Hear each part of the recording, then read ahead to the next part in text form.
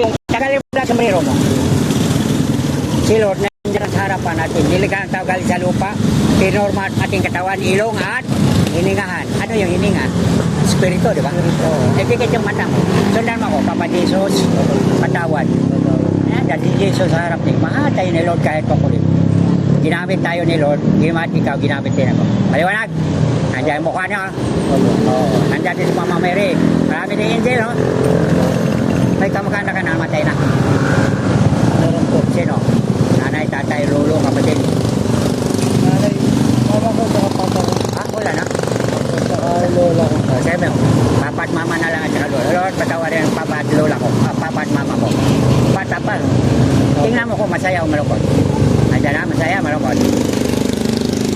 Sabihin mo lang kung malungkot, okay lang. Malungkot? Masaya po. Pareho sila masaya? Hindi. Ha? Masaya sila dalawa? Hindi po parehas. Hindi. Sino yung malungkot? Yung mama ko. Lord, patawarin yung mama ko. Sige. Lord po. Ayan, masaya na siya. Ang pagdadasal ay kapangyarihan. Okay na? Diba? Kaya pag nagdasal ay kapangyarihan ng Diyos. Okay? Diro mo, malungkot, pero pinag-pray mo. Kaya ang pagdadasal ay kapangyarihan ng Diyos. Okay na? What para kang natulala? Dahil ang salita ng Diyos ay buhay at binasa na natin, di ba? Basahan natin ulit. Ha?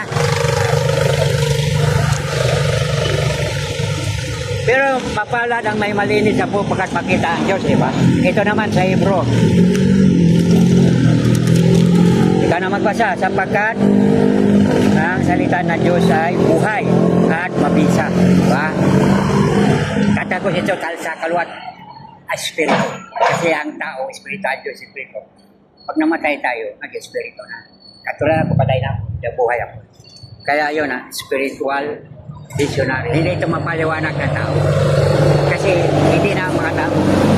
Pagka namatay na tayo, Diyos na ang buhay natin. Sa Kanya na tayo. Wala nang ano. Dito, maraming tukso. Pag nag-preach ka, sabihin siya, kalukuhan. Pero pag spirito na, pag namatay ka na, wala spirito ka na eh. Sumunod ka na. Yan ay. Ang tanong lang din po, bakit po parang malayo sa akin yung perahan? Yung tipong, yung katulad nyo, nag-apply ako ng January hanggang ngayon February, wala pang trabaho. Oo. Maghanap pa ng trabaho. Sabihin mo na lang kayo. Tignan mo. Iyan ang karanasan ko dito sa sa Batasan. Kuya, kasi nakita ko nag-pray.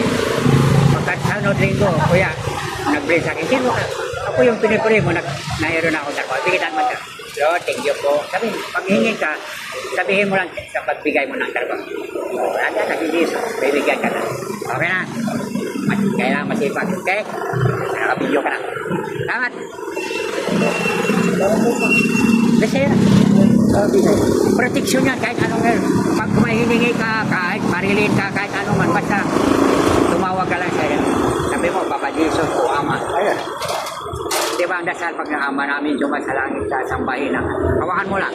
Kahit hawakan mo na lang ako, patay na ako, pigit mata mo, si Ama makita mo. Ako pa ng balmas, no? Okay na.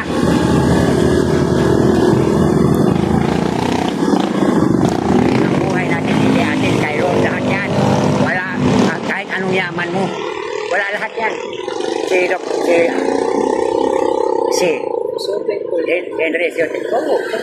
Enrique, may-ari siya ng ATM. Nadala pa yung kayaman? Wala, di ba?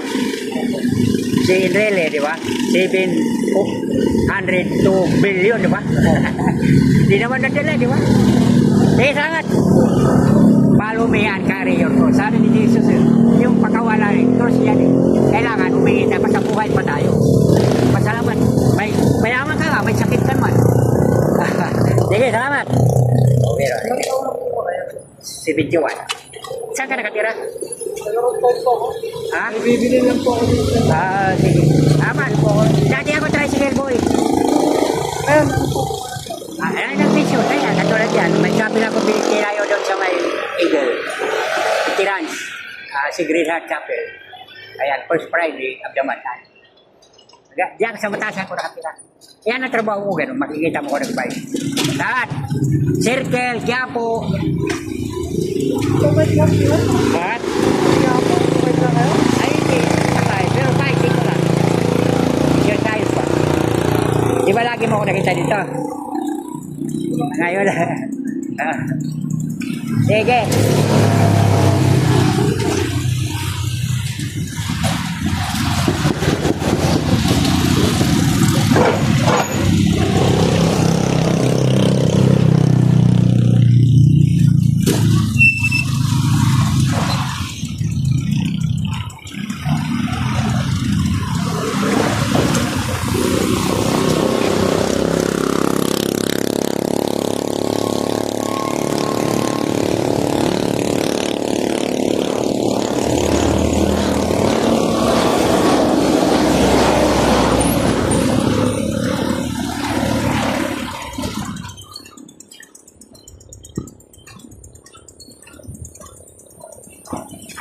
Thank you.